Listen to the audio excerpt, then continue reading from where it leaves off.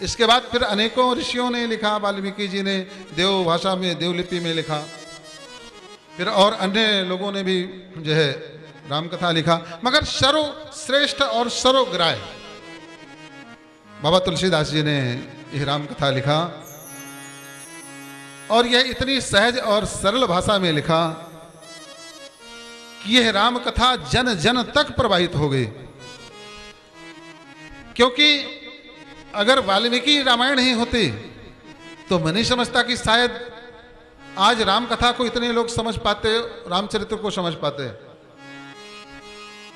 क्योंकि ये देव भाषा को जानने वाले, समझने वाले, पढ़ने वाले गिनती के लोग हैं, मगर एक सहज भाषा, गांव की भाषा है, जन जन तक यह रामकथा को तुलसी बाबा ने पहुंचाया। हम बाबा जी को शत शत प्रणाम करते हैं, जिन्होंने अपनी तपस्या के माध्यम से और ऐसा सुंदर फल हमें दिया, जिस फल को खाने से सीधा हम अमृत को प्राप्त करते हैं। बहुत सुंदर रामकथा का वर्णन बाबा जी ने रामचरितमानस के रूप में किया। ये रामचरितमानस ही क्यों नाम रखा? बाबा जी ने रामायण नहीं लिखा, क्या लिखा? रामचरितमानस। ये रामचरित को हमें अपनी मानस में धारण करना है। यह रामचरितमानस, मानस का अर्थ दो प्रकार का होता है। एक होता है अपनी बुद्धि में, अपने दिमाग में रखना है। दूसरा रामचरितमानस अर्थात जो मनुष्य है, अगर वास्तव में तुम मनुष्य हो तो राम के चरित्र को अपने जीवन में धारण करो तो वास्तविक मनुष्य बन पाओगे। केवल ये दो पैर, दो हाथ, दो आंख, दो कान, नाक, ये शरीर लेकर के आप घूम रहे हैं, मगर अभी पशुवत हैं, जानवर की तरह, पशु की तरह। पशु और हम में फर्क ही क्या है भाई? पशु भी अपना पेट भरता है, अपना परिवार बनाता है, बच्चे पैदा करता है, वो भी अपना, चिड़िया देखो घोंसला, इतना सुंदर सुंदर घोंसला बनाते हैं, है? तो उतना तो हम भी करते हैं, मगर वास्तव में आप मानस कब बनेंगे, मनुष्य कब बनेंगे? जब राम के चरित्र को, राम के आदर्शों को जब आप अपने जीवन में, अपने हृदय में उतार लेंगे और वैसा आप बनने का प्रयास करेंगे तो सच में आप मनुष्य बन जाएंगे। बोले भक्त वत्सल भगवान की जय हो।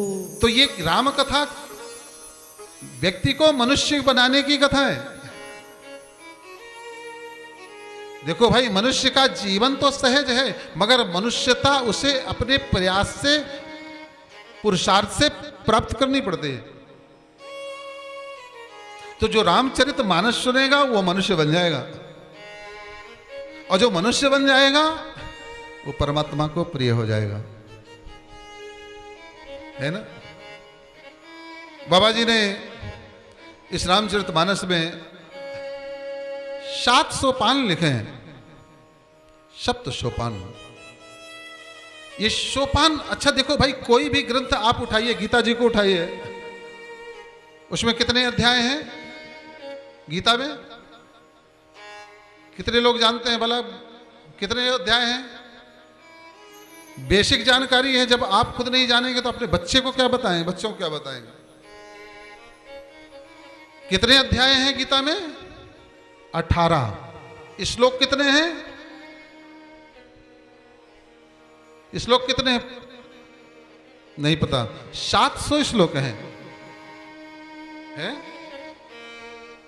जब आपको नहीं पता, आप अपने बच्चों को कैसे समझाएंगे, बताएंगे? गीता का पाठ घर घर में होना चाहिए। ये बेसिक जानकारियां हमें घर घर में होना चाहिए।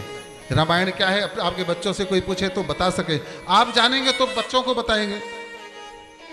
राम का कौन है, कृष्ण कौन है, रामायण क्या है, गीता क्या है, भागवत क्या है। अभी बहुत लोगों को तो यही पता नहीं, श्रीमद् भागवत और श्रीमद् भागवत गीता में फर्क नहीं मालूम।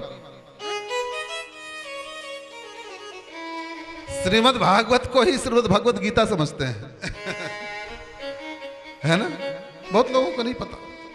तो जितने भी ग्रंथ हैं उन सब ग्रंथों में जो है अध्याय जो है हैं, इतने अध्याय, जैसे गीता जी में 18 अध्याय, मगर हमारे श्री रामचरितमानस में कितने अध्याय हैं? 7 अध्याय हैं, नहीं सोपान है। बाबा जी ने क्या सप्त सोपान,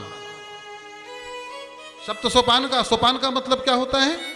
सीढ़ी, 1 सीढ़ी 2 सीढ़ी 3 सीढ़ी 4 सीढ़ी 5 सीढ़ी 6 सीढ़ी 7 सीढ़ी। और ये सीढ़ियां कहां की हैं भाई?